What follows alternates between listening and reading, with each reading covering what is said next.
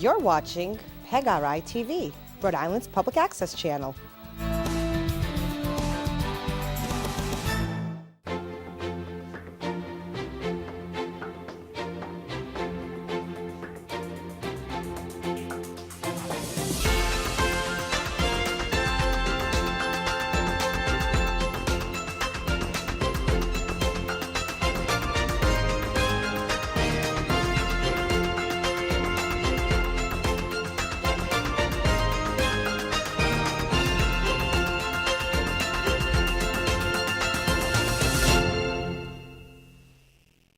Hello everyone, I'm Dan McKee, the Lieutenant Governor of the state of Rhode Island, and welcome to Advance Rhode Island, a regular TV show that our office puts on to make sure that the people out in the state of Rhode Island understand what we're working on in the state.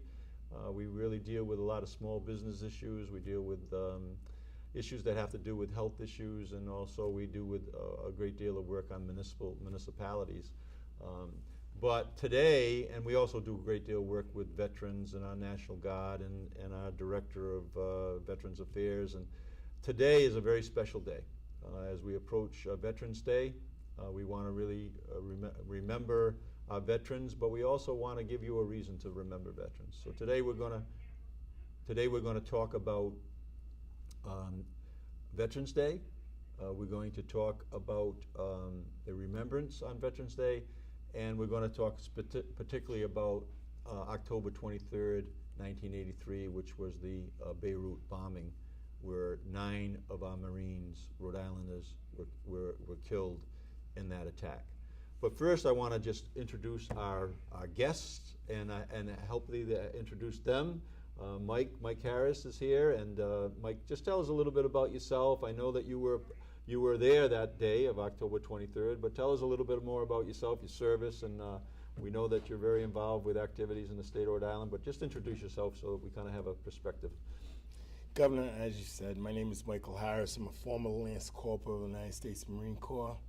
I participated in the multinational peacekeeping forces in Beirut, Lebanon. I am a survivor of the Beirut bombing on October 23rd, 1983. Yes, so that's why we wanted you to have here today. And Mike, really, first of all, thank you for your service, and thanks for coming here today and talking about this issue, especially around Veterans Day, where we really want to recognize our veterans and honor them. And that's hopefully by the end of the day, by the end of the show, we're going to be talking to many people out there in the audience of why we're going to really be honoring the BEIRUT 9 in a memorial before too long goes by. We're hoping that we got a lot of progress this year, and that's what we're going to be talking about. So thanks for being here. I really appreciate it. Charlie, introduce yourself too. I know you're very involved with the ceremonies that happen down in Portsmouth, but you have a background in the military as well. So give us a little overview. Yes, Governor. My name's Charlie Masterson. I'm from Middletown, Rhode Island, a Desert Storm Marine, classmate of Corporal James Sylvia that was killed in Lebanon.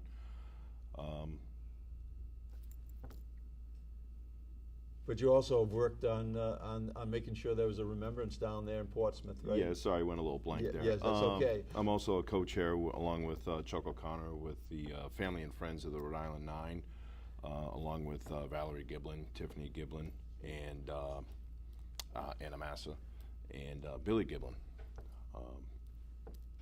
We put together the ceremony down in Portsmouth. Yes, well, every October. That's what we want to be talking about before we leave today, and make sure that people have a real full understanding of what happened on that day and why you're doing the work that you're doing. And thank you so much for stepping up, keeping that very important remembrance alive. I attended the ceremony this year, and it was a spectacular event, quite frankly, in terms of what the purpose of that event was, to honor those families, honor those Gold Star moms and dads and those families, and thank you for doing that.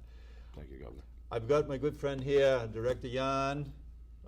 We were here a few years ago, a year and a half ago, and we had a number of guests here that were talking about the value of our veterans. I remember that day we had people here from the Naval War College. I think it was Naval SEAL Looney had just had a square honored in his name. Right. We had many people from the different wars that were here that we were honoring, as well as the Operation Stand Down, I think, were here. And so tell us a little bit about why Veterans Day is important, not only to Rhode Island, but the entire country, why we celebrate, why we honor our veterans on Veterans Day.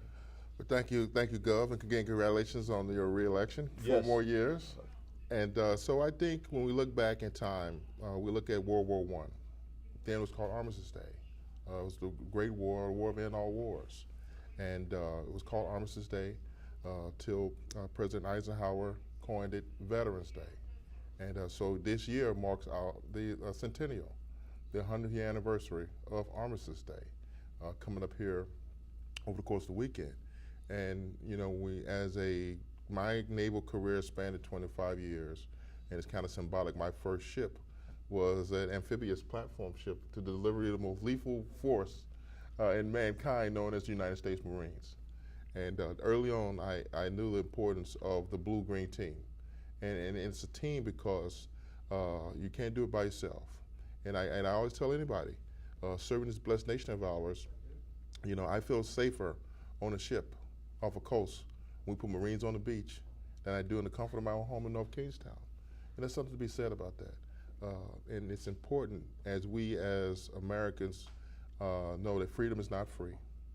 And we have service members that are deployed all across the globe today to protect us and make us here safe so we can be here today. And so that's the essence, the spirit to which we should honor Veterans Day. And we always tell everybody, you know, if you see a veteran, thank a veteran, young and old. I had the pleasure of going to URI this morning to honor our veterans. And you see our student veterans, they get it. They're leaders. And all of our veterans across the nation, they serve with honor and distinction.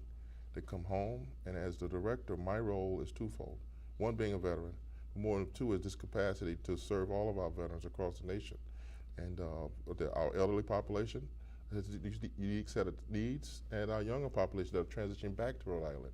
And Advanced Rhode Island, when we say Advanced Rhode Island, you got to say it in the same vein as our utilize our veterans, and that's what our Veterans Day means to me. Yeah, and I just, as a former mayor myself, and you get to work with the different veterans councils in Cumberland and in surrounding area, is something that we always did, and I learned more and more about why that's so valuable because of the experience and the education that you get and the education that you give.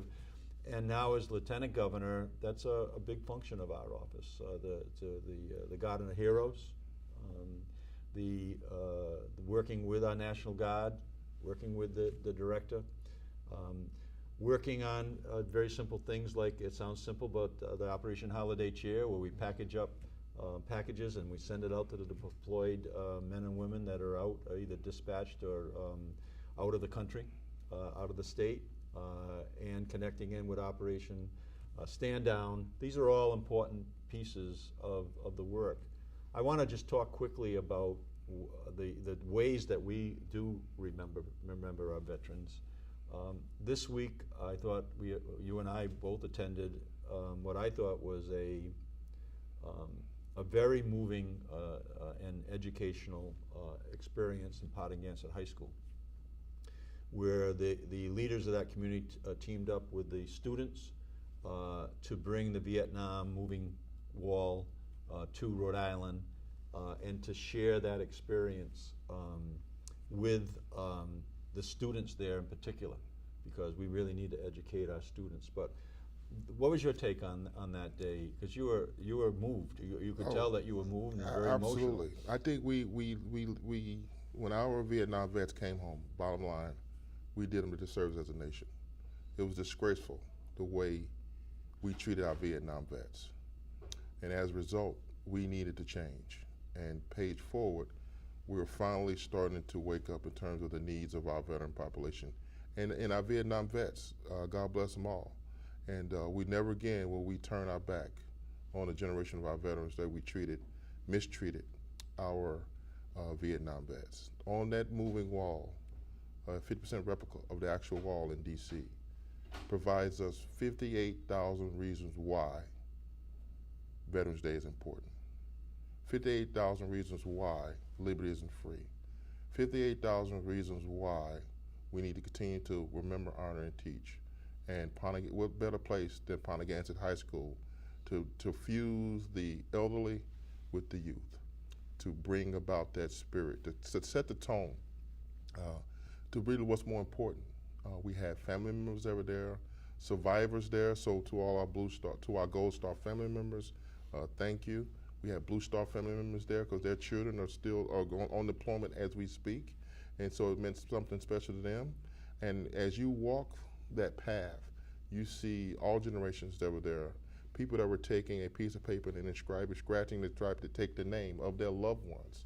We had our children that were there as well, and that's important in today's world too, to remember our fallen, but also to honor our veterans, and also teach our youth to say, hey, we live in an imperfect world, but if we don't take care of our veterans, we're going to repeat some of the mistakes of the past. Yeah, no, Director, I know one of my comments when I did speak was that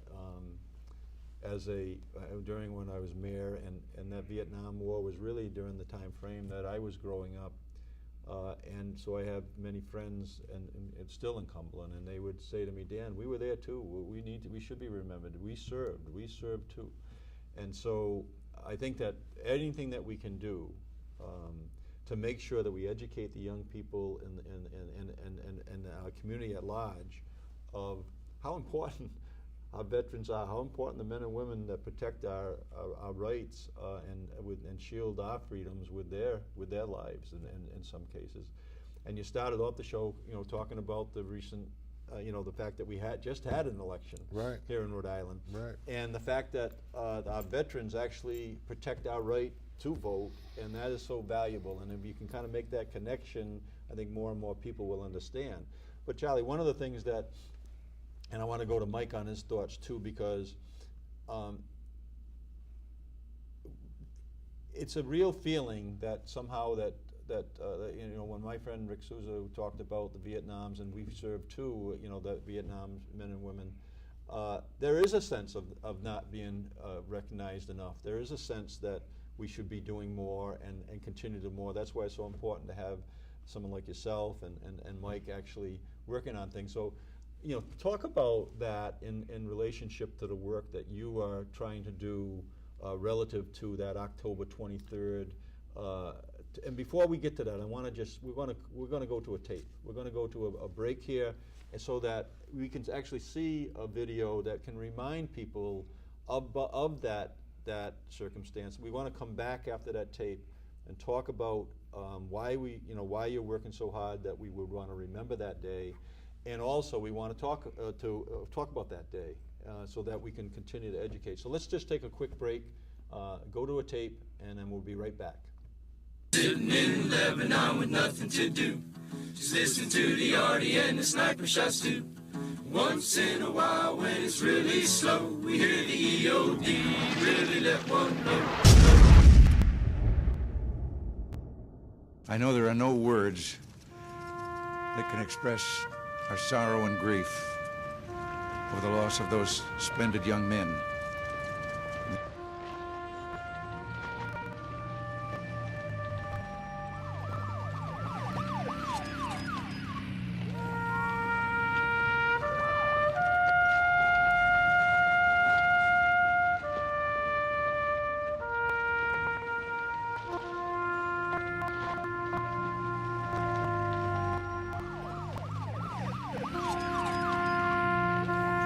Likewise, there are no words to properly express our outrage, and I think the outrage of all Americans. Okay, so what I like to do, Charlie, is first let's talk about this in two levels. I mean, we just saw an explosion that ripped through that building in 1983, and it was described as an explosion that we haven't seen since World War II, right? A non-nuclear explosion. So first, tell us why you're working so hard to make sure people understand about that day and those circumstances? I remember where I was when it happened. I was in front of Newport Creamery in Bellevue Ave, Newport, Rhode Island. I was home on leave.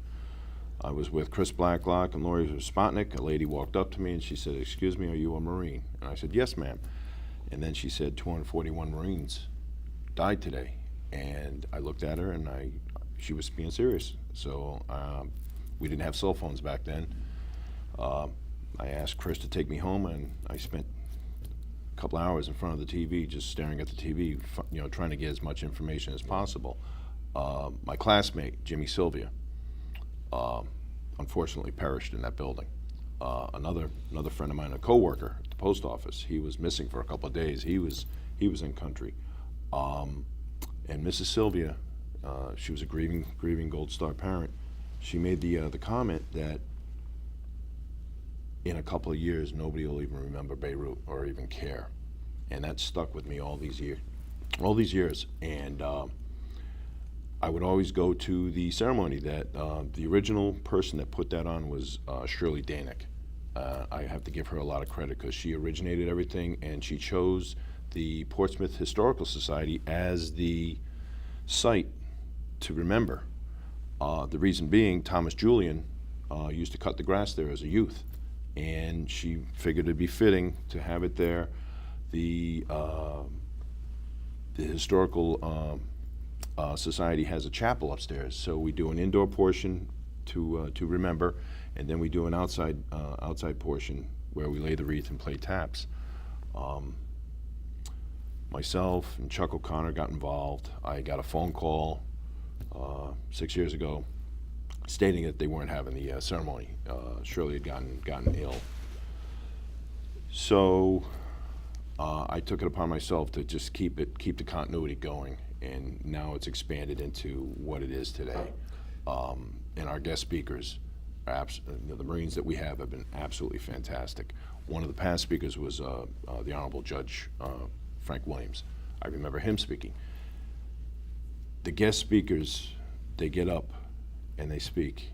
And the Rhode Island connection, we've had Lieutenant Colonel Matt Palmer from Bristol, Rhode Island, who was a former battalion commander out of my old unit, 3rd Battalion, 3rd Marines.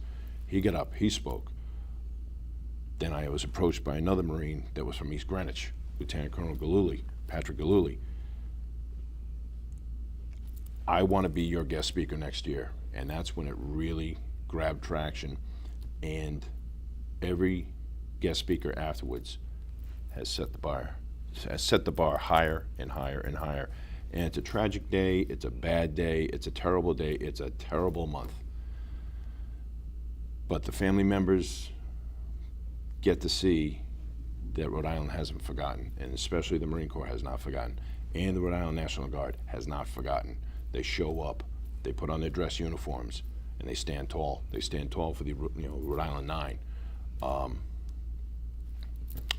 It's love and remembrance. It's love triumphing over evil. And it's been very cathartic.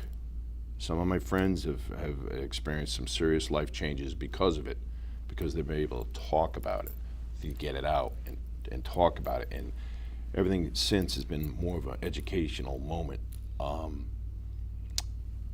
And it takes a lot of people stepping up and helping out. Yeah, and you've done that, and I like I said, I attended this year, and we've had our office attend over the past few years. The talks are unbelievable, but it takes a lot of courage to remember, right, Mike? And it takes a lot of courage to share that story, and that's why I'm so, humbled, quite frankly, that you're here today, because for us to be able to remember, we have to tell the story, and that's why we just showed that clip, so that people could kind of see, reflect back, those who were still were living in 1983, but also those high school students at Pontiac, right, Director, that weren't living during that time frame. They need to see this, and they need to hear something. So one of the things that happened in Pontiac, as the director said, there was this discussion that was going on between those who have served and the young people that are there that want to learn about what happens, and the more reality that they actually are delivered through a real respectful way, the more that they are going to really, buy into the efforts that Charlie and the rest of the crew have done. So, give us a little bit of flashback if you can. Give us a little bit of perspective on that October 23rd, 1983 day. You lived it. You were there. And we'd love to have you just share a little bit of your feelings about that particular day and share that with the people of Rhode Island. Thank you, Governor. First, I'd like to thank Charlie, because the work Charlie's been doing down in Portsmouth is unbelievable for many years. He's just been carrying that torch. And as a BEIRUT veteran, we have a motto. And the motto is the first duty is to remember. And that's what he's been doing. And when I see a clip like that, what I think of is the strength, commitment, loyalty, the brave act of Marines, what they're trained to do. Every day I wake up and it's a weight on my shoulders. May it be physically or mentally, because for so long, unfortunately, as a state, we really haven't recognized the families of this tragic day. And it's great that Speaker Mattiello created a commission. You've been working with the commission, with Craig. The governor has the department administration is doing wonderful things, Jonathan and Carol. And just the veterans on that commission, Charlie's on that commission, a bunch of professionals that really are putting their heads together, trying to give the respect and recognition to the families and the Marines that passed on that day. Yes, and so that's really considered the first act of terrorism against the United States, that October 23rd, 1983, right? Yeah. And so you had a firsthand experience there of that vehicle going into that building, right? Yeah, that morning, I was a young 18-year-old, fresh out of high school, and many of us that were there were young teenagers. But let's keep in mind, just here in Rhode Island, we had 9 Marines that passed. Some were husbands, some were fathers, brothers, and that passed.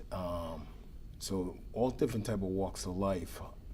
And my tour over there was, it was different, being— It was a peace tour, right? It was supposed to be a peace Yes. tour, but minute we flew in and the heat and the dust, and you looked around and you saw the blown out buildings, you knew it was a dangerous place. And it didn't take too much, too long for us to realize that it was dangerous, between being shot at and artillery being fired at us constantly.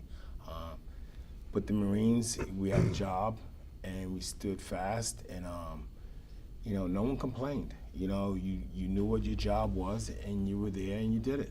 Yeah, and we thank you for that, right? And I think that explaining to people the fact that we have people who live in Rhode Island, like yourself, servicemen that live in Rhode Island, Marines that live here in Rhode Island, that experienced that day in a first-hand way, and will be willing to be talking about it in a way that's educating people.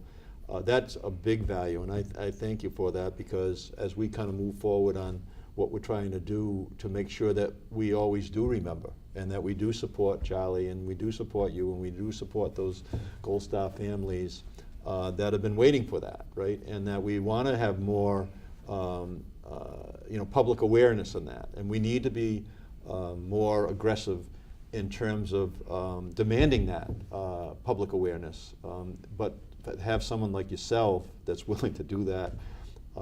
First, thank you for service, and thank you for sharing that story.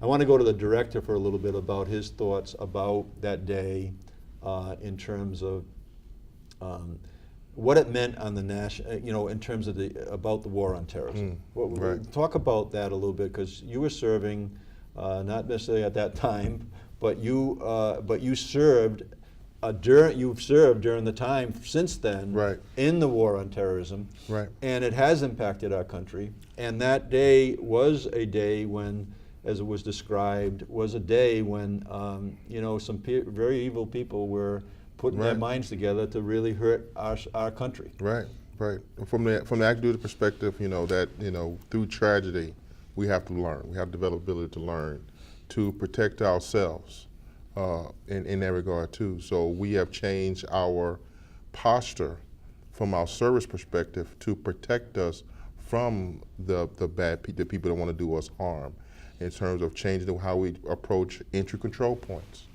to change how we do random checks with our personnel, doing back security checks, how we change our pattern of behavior.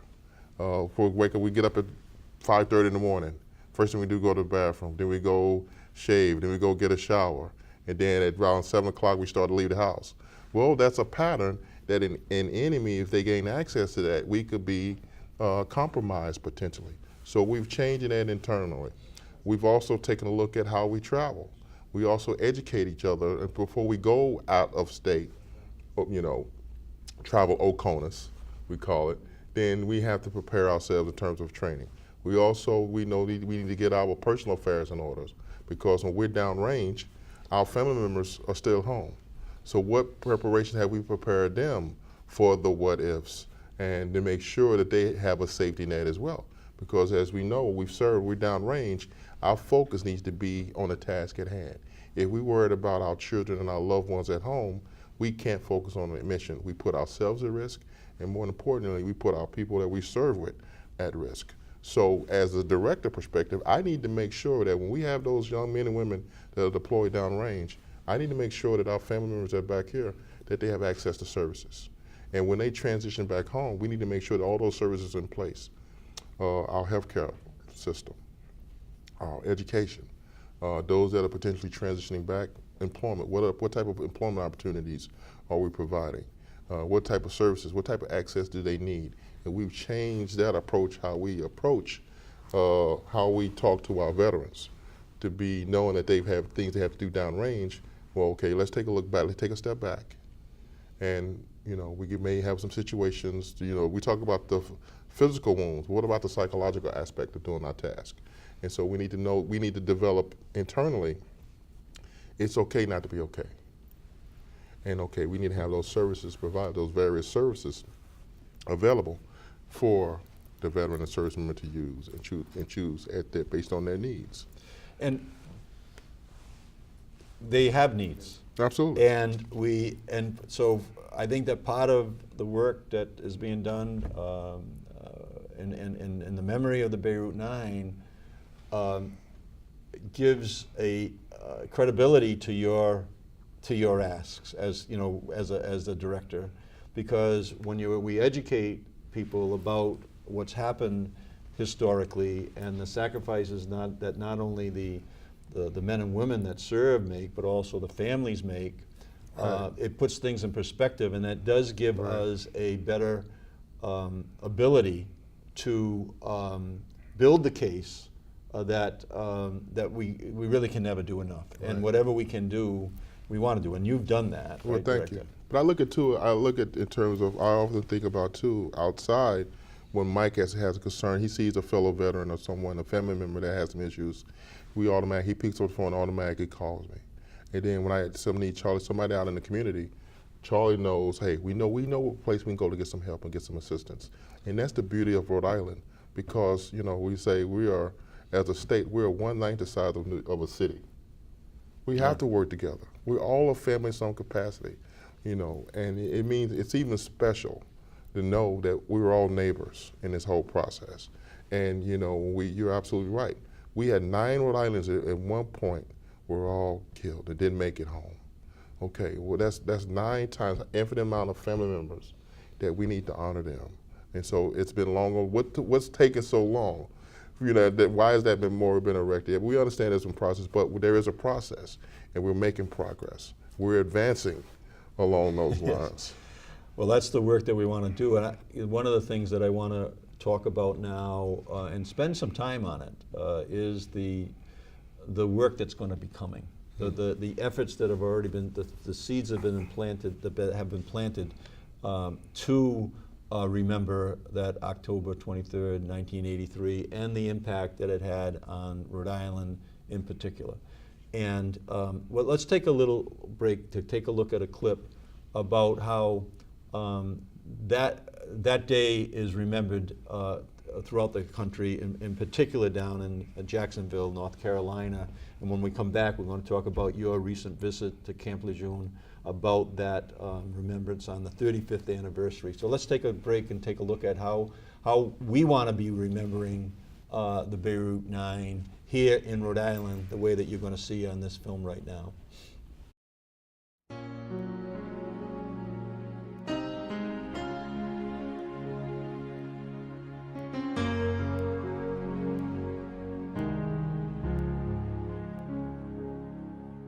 No greater love hath any man than he laid down his life for his friends. America's been blessed throughout our history by the many who have paid that price to keep us free.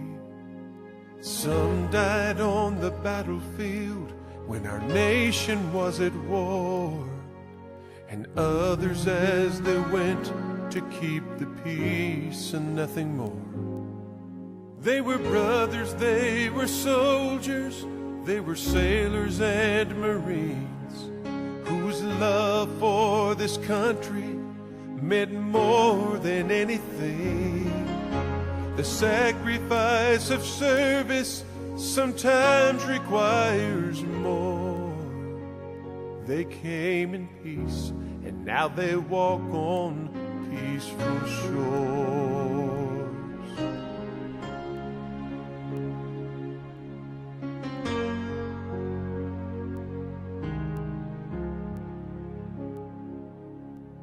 We will not forget our fallen ones. The tragedy that took them can't be undone. We make this solemn vow to their memory, to immortalize the lives given for liberty. And though our broken hearts will never be the same, with pride we remember how they served in freedom's name.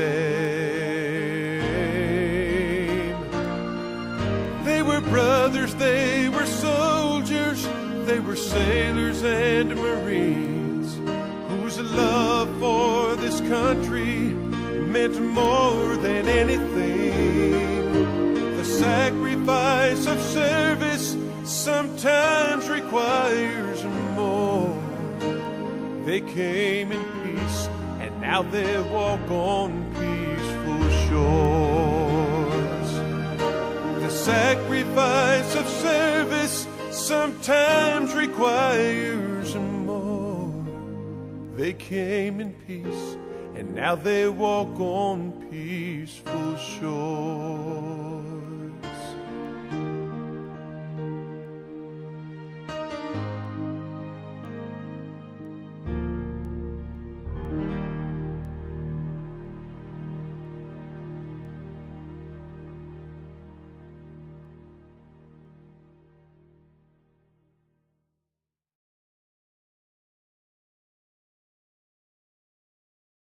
So right now I want to just explain that there is a working committee out of the House and working with the different veterans groups, working with the families the Gold Star families members to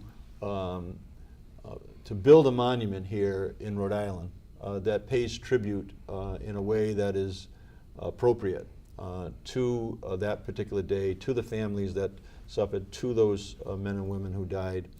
And so you visited recently down in Camp Lejeune, right? And Mike, a day where that remembers. Describe that day and take the time doing it, because and give some sort of detail in terms of what you saw and what your experience. Well, this is the third time I went down to experience the ceremony. I went, the first time was the 20th anniversary, so basically it took me 20 years to really just build the courage to go down there and embrace other Marines and just reality of what took place on that tragic day. Just a little information regarding that day. It was 241 servicemen died that morning, and 220 were Marines. It was a truck bomb that had over two tons of explosives in the body of the truck, which pretty much leveled a 4-story building that housed the BLT-18, which was the battalion landing team that utilized that building. We were there pretty much from May to October 23rd, and you know, it was bittersweet, you know, being down in Camp Lejeune with fellow Marines and the family members. This time was a little different because actually I went down with family members of the Rhode Island Nine, so we got to embrace and you know, laugh, cry, but also strategize and think about what we could do back here to honor the Rhode Island Nine. And that's our goal as a commission. I'm working with some great veterans and state departments, yours, and the governors, as I mentioned. You know, and like I said, the first duty is to remember. Yeah, so when you were down there, just describe a little bit of what that ceremony meant to you and the different people that gathered there from different areas of the country, I would imagine. And I've read that there's 241 trees that were planted that represent those lives that were lost, and the family tree that has been impacted, right, as you said earlier in the show, about the sons, the daughters, the husbands, the wives, the fiancés, and on. Just, if you would, just that day, you know, that experience, you know, I understand that what you're saying, it took a while for you to build up the courage to go down there, but now you're down there and there's reasons why you're doing it. Yeah, first is to obviously honor the Marines.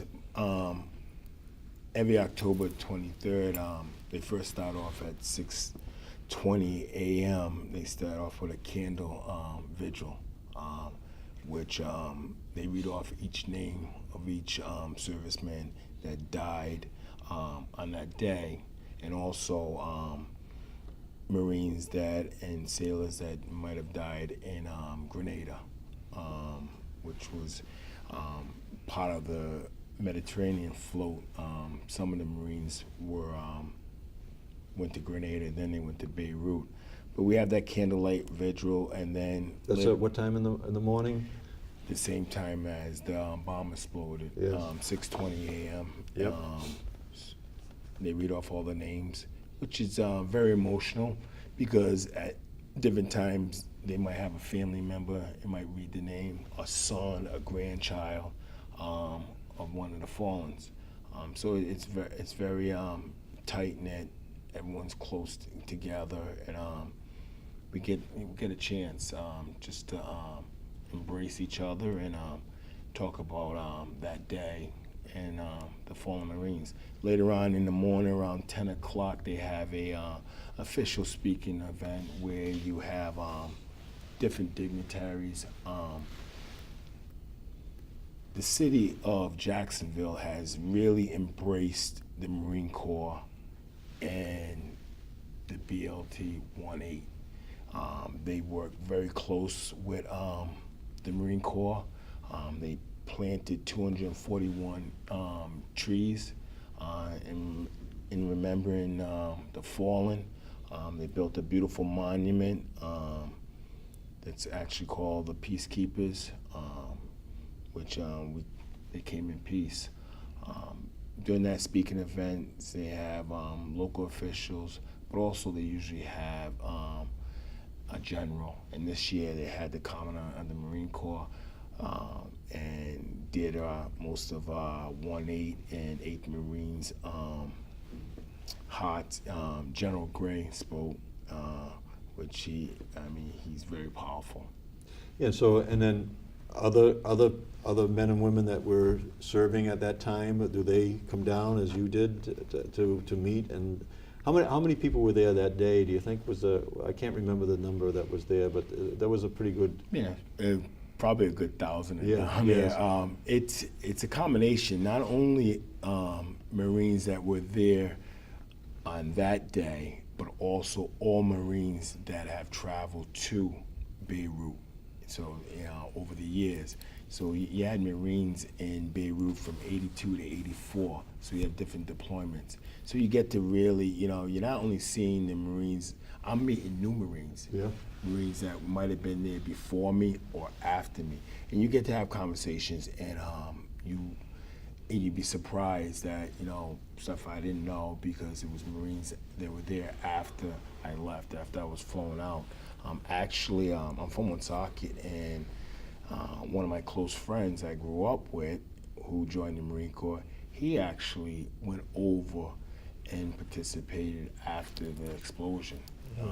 So, Rhode Island's so small, and that's why I think it's so important that as a state and as a community, we need to really embrace the families of the Rhode Island Nine, and definitely recognize So did the program that honored the Beirut, those that were involved in the Beirut bombing, does that end with that keynote speaker, or were there more activities that you? They have different activities on different locations. Camp Geiger is the home camp for 8th Marines, so they have everything. Different ceremonies on that camp. The USO is very involved. So they really roll out the red carpet for 8 Marines, and on that day. Yeah, so that's what we want to do, right, Jolly? We want to roll out the red carpet. So let's talk about with the director and yourself a little bit. Take the heat off this guy for a second. Thank you for sharing that in the detail you did. Appreciate that, Mike. And I think that the people who are going to hear that story are going to really resonate in a real way, in an emotional way, as it should. But describe to us, as we're trying to figure out how to roll out this red carpet. You've talked about how you've worked in that Portsmouth ceremony, and now we're talking as a core group with Rep. Azzanaro and others, right, that are trying to really put this together. Can you share a little bit about that effort, Charlie? It's been a learning experience. I'm really impressed at how the state goes about doing its business, learning what goes into assembling the plan, getting the people, getting the financing, getting the political backing. Representative Azzanaro, he's our chairman. He's been doing fantastic. There's some really great people on this commission. Sandy Godetsky, Jerry Scotrito, John Gallo, Dan Evangelista. We've also got a Gold Star parent, Richard August, Craig Dwyer, Chuck O'Connor, Ed Kane. All these guys are coming together, and we're all throwing it in. My cousin Ed Kane, Ed Kane, Irish King guy, It's Rhode Island. Hey, I know a guy. Yes. It's a long time in the coming. This is Michael's baby, and he got it airborne, and we're trying to get it across the goalpost. We had some pushback on the lawn. We understand that. That's at the State House. We were looking at that as a physical spot to potentially go. Right. It might have worked out to our advantage. The waterfront for the water fire, There's a location right across the street from Capricio's and adjacent to the Irish Family Memorial. Oh, those Irish guys. Yeah, it's us Irish guys, us mixed. Yes. But the construction that's going on down there, the learning moment of the foot traffic, I think it's going to have a bigger impact, personally. Hopefully we do the families justice. The design work that's going into it was state of the art. It was of the level of Rhode Island School of Design. There will be, the plans that we saw. We were speechless. We were speechless. It was fantastic. Yeah, we don't have a time frame yet, but we're trying to accelerate that time frame, right, Charlie? We're trying to go for the springtime. Hopefully, in 60 days, we'll have another meeting, and our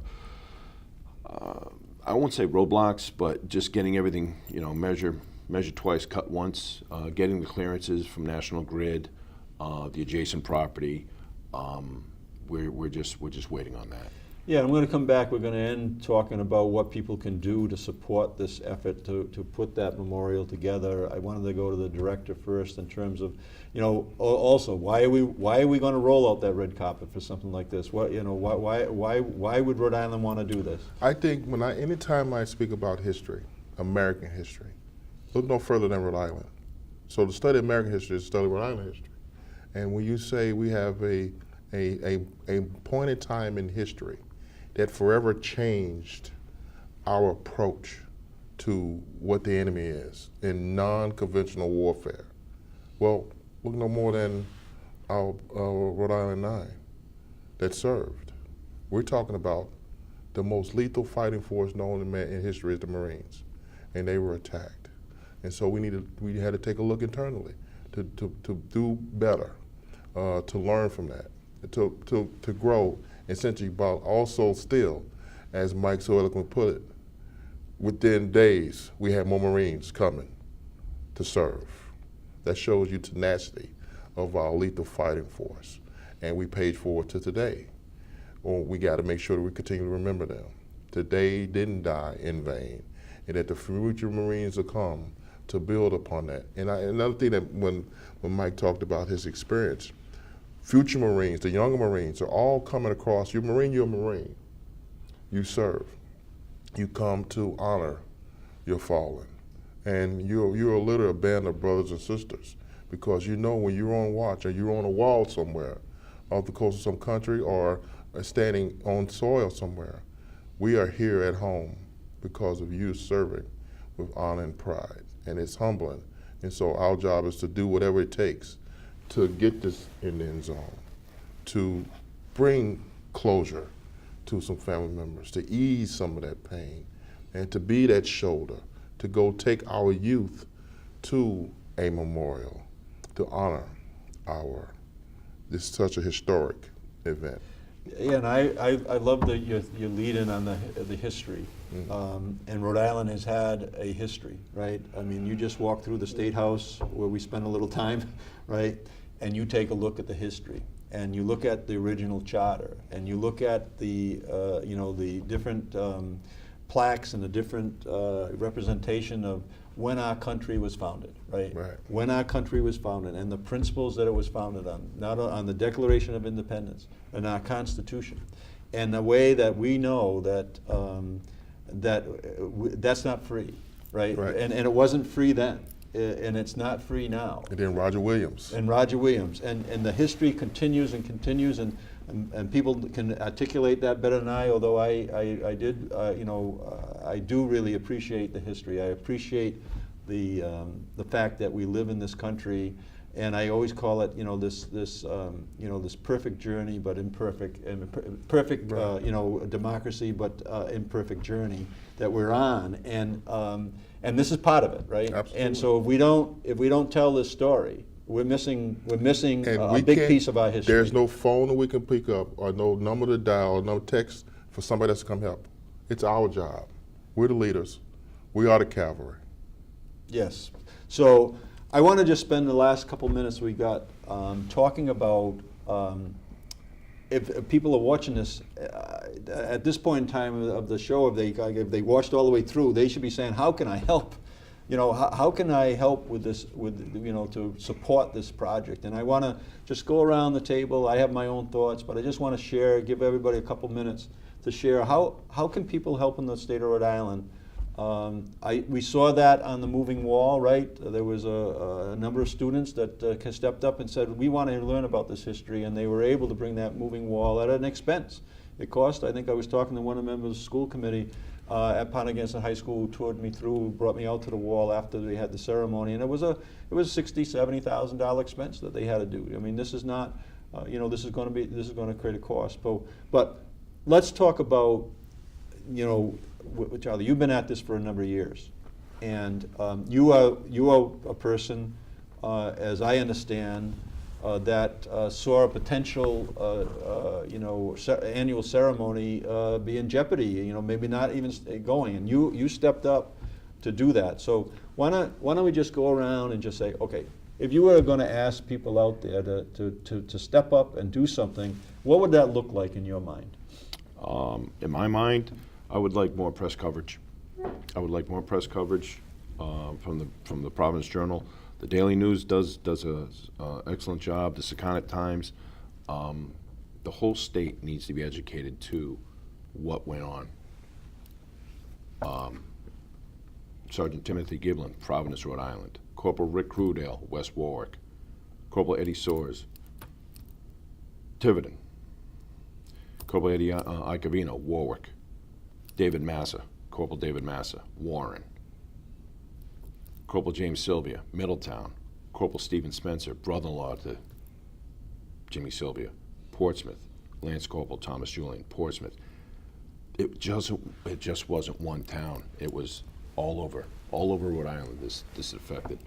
The support. We have the ceremony. It's open to the public. We're looking at forming a nonprofit. We had a guest speaker that showed up last year. It was the Chief of Staff for the Secretary of the Navy at the behest of James Mattis, Secretary of Defense, Captain John Odegaard. John since retired, and is now down at the Naval War College. I asked John to attend our meeting Monday. I did not know that the Marine Corps Museum down in Virginia was publicly funded. John mentioned some things as far as avenues of possible tying in with other groups nationwide that might be able to step up. But we're going to have to form a maintenance to the monument, and so the nonprofit, there's money's going to be raised for that. That's going to go for perpetual care. I would like to see some type of a scholarship established and some type of a writing assignment throughout the school system in Rhode Island to possibly keep that alive, to put the seed in people's heads of what, you know, being from Rhode Island, what it meant, and the sense of service and stepping up. I would like to see something along those lines. You know, sense of service. You know, I think you're mentioning some really important things. We want people to take an interest, and if they have networks that could be helpful to make this a reality, whether it's in the media, right, or whether it's in the fundraising strategies, Yes. Or the education strategies, we're inviting you to participate, and you can call our office. You can get in touch with Rep. Azzanero. You can get in touch with the director, and I think those are really important points. What are some of the other things? I'll finish. I have a couple that I really want to put on the table, but before that happens, Mike, how can people help you make this happen? I think Charlie hit a lot of great points, but I think it has to start with the state. I mean, it really has to start with the state to educate, to make, you know, I think in this whole commission and the monument is the first stop, to inform the people of the state what took place and keep them abreast of events so they can participate. It's just so important that we keep the motto of the BEIRUT Veterans of America. Is first duty is not first duty is to remember, and I just think that's I put the ball in the hand of the state to get the message out, you know, so the families of the Rhode Island 9 can get the recognition for their fallen. Yep, I think that's a very good point. Director, what can we? What if you were talking to the people out there saying, "Hey, come on, come on board. Tell us as the state's, how can you contribute?" As a state's chief vet, I look in the mirror, right, as leader, and through proclamations process, advising the governor's office in terms of what the right things need to be in order to continue to engage our Gold Star families. Anything we do, we need to make sure that our Gold Star families are locked in step with us too, because in order to honor our fallen, we got to make sure that the Gold Star families have buy-in. We might be doing something that, you know, might satisfy us personally, but not satisfy the Gold Star families. Right. So that's one key point of this matter. Whatever we do, we got to make sure that the Gold Star families are at the table as well. We talk about, you know, our monuments. You know, we're doing a 100th centennial. So we realize too that as we look across the nation, our World War I monuments had some issues, and they're not being maintained. Youth skater parks, you know, unfortunately, graffiti vandalism, some of our parks. So we need to make sure that we are doing things to mitigate those type of things from happening. For those that are uneducated, that don't know, that may think it's okay to go and desecrate, you know, places of honor. So there's an education piece on that too, but there's also security measures that need to be in place too once this memorial is erected and going forward from there. Yeah, so those are the ideas. I would just end, you know, I just came through a campaign, and the reason that, you know, I honor the veterans so much is because we can campaign and we can have votes, and I used a quote last night from President Obama, and it basically said to the youth of the country, and I say this to the youth of Rhode Island, look, we've been waiting for you, and we have been waiting for you. And what I experienced was that the time, you know, that in fact right now we can tell President Obama that in Rhode Island that time has come. The youth is here, so I'd encourage them to get involved in that. And before we leave, we got to say a couple happy birthdays here, right? Yes. We got 30 seconds left as we're leaving Advance Rhode Island. I'm Dan McKee.